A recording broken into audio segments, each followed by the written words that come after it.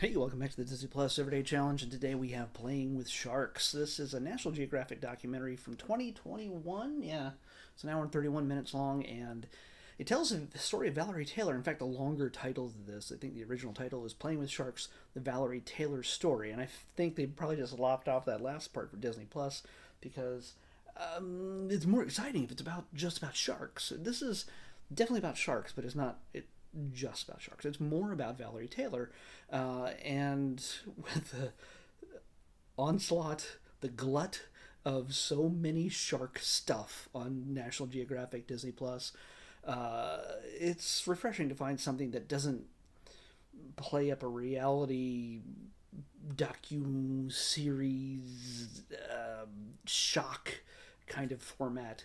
This is a story of a woman who started out very much back in, I guess, the 50s, 60s. It seems like, say, it was the 50s. There was a sudden interest in diving and undersea, not so much exploration, but spearfishing down in Australia, where she's from. And in Australia, it was a man's sport, definitely a man's sport. But here comes along this pretty blonde young woman, and she was going up against the biggest and the best known in her area. And so, yeah, she got a lot of attention. She looked a little bit different and was easy on the eyes. So she became a spear fishing, diving, spear dive, no, spear fishing. Yeah, it's she became a competitor for a good number of years and got her name out there. But she realized after a while, after she had met her husband Ron Taylor, uh, they realized that they didn't take any great joy in stabbing fish. And early on, you could see this was a big enough deal that there was a lot of this stuff was filmed underwater. There was a lot of early underwater filmed footage back when fish along the coasts were a bit more plentiful, and sharks were. It wasn't so strange to find many sharks in the waters. We have fished and killed. Not just we. I mean, we as the planet, people of planet Earth, have killed a tremendous amount of fish. I think there's now like 10% of the amount of sharks that there were maybe 50, 60 years ago. I could be absolutely wrong on that. You can check the data yourself, I'm sure.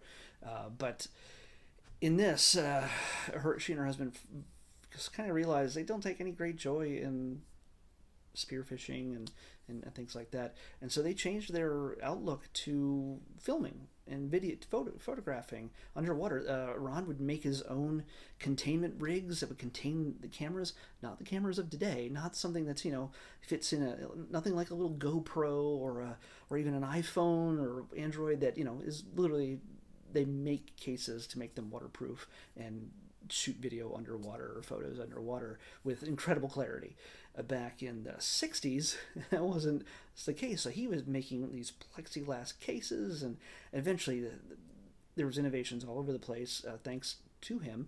And he filmed a lot of incredible early footage, which you get to see in this. Of course, it didn't hurt that part of the focal point was this lovely young woman in a bathing suit and a snorkel, frolicking and touching all sorts of different fish, eels and octopuses, octopi, and just all sorts of fish, and of course sharks. And they became sort of experts in this kind of thing, and that's what this documentary is about. She's looking back on her life. She's very much alive as of the taping of this, and she is in her 80s. And by the end of it, spoilers, you get to see her diving in her 80s and surrounded by the biggest mass of fish and huge sharks all around her. It's some incredible modern day footage, probably taken before the pandemic, probably 2019 ish. But at this point, yeah, at that point she was in her 80s. She was born in 1935, so do the math.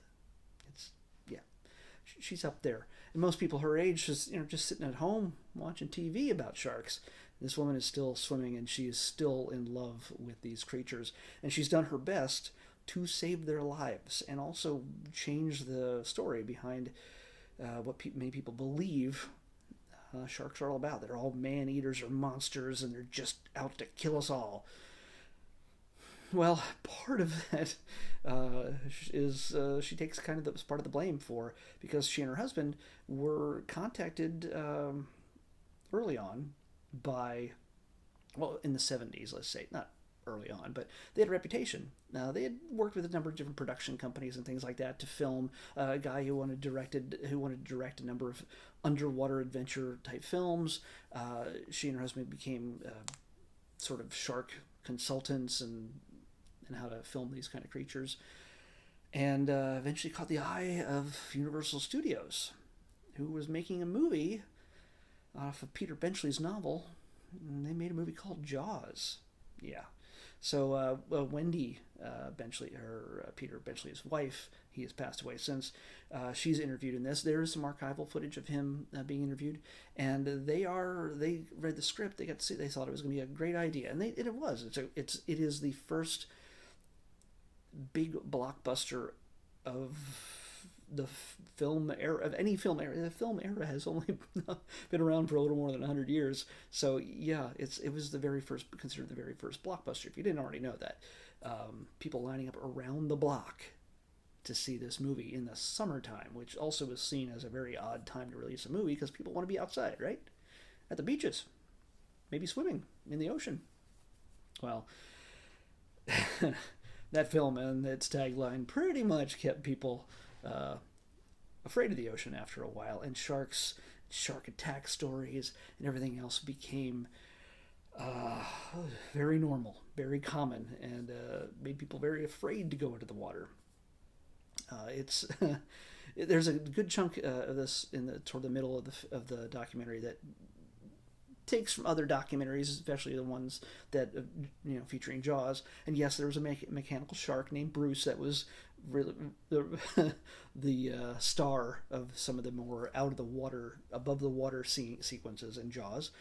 But there is a lot of actual real underwater footage of real sharks and real dangers that they had to face when they were filming these things. However, they felt after it was made, they had to kind of go on an apologetic tour to clear things up for people that sharks are not like this. They're not 25 footers. They're not, for the most part, you're not usually going to find a 25 footer who's just going to just come into your local area and start chomping on people. They are mostly peaceful, and if not instigated, they are not harmful. So they spent a lot of time sort of rolling back their involvement in the film. Not that they said it was a bad film, but it kind of, if they had known, and even Peter Benchley said this, if they had known that their involvement in this film and everything else that went into it, it would have caused so many people to suddenly get this weird macho thing where people would just go out and start killing sharks and take pictures. There'd be competitions all over the world, even here in the U.S., just to show they're tougher than sharks.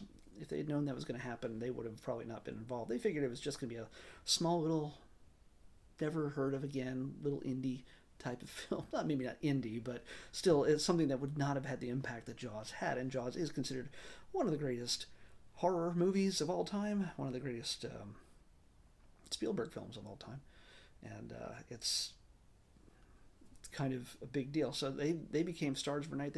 Universal had them flying all over the United States, doing interviews with everybody, talking about sharks and telling them, hey, you know what, things are not so bad with sharks, leave them alone. So you get to see her life story, her involvement, and also her working as a result of all the people basically hunting down and killing sharks, and also killing them for their fins and fin soup and just especially the Chinese market loves to fish their things to death. So especially in Australia, she has worked to protect the lives of certain sharks and certain bodies of water around Australia and beyond, and she has never gotten afraid of diving or of sharks. So yeah, this is a very different type of documentary, and I guess I often joke that we've seen enough shark and mummy documentaries. Okay, if they could figure out a way to make alien shark mummy type documentary, oh, that would be like the trifecta for National Geographic. But I don't know if we're really going to come up with something that's realistically historical. Maybe a Marvel series. I don't know. We'll see. But there's a shark girl, and we already have Moon Knight as a mummy, and yeah, never know. Anyway, yeah, Shark Girl's a mutant, so that could be coming eventually. But yeah, I say if you're even if you're tired of all the shark stuff, this is something that's very different. It's beautifully done. It focuses on the woman and the people that have been working with sharks for decades and have changed their own lives and the lives of sharks as a result, and saved a lot of them, and working against tons of misinformation, which we don't have that today. So honestly, if you get a chance to see this woman diving somewhere near you, if you're out somewhere in a beautiful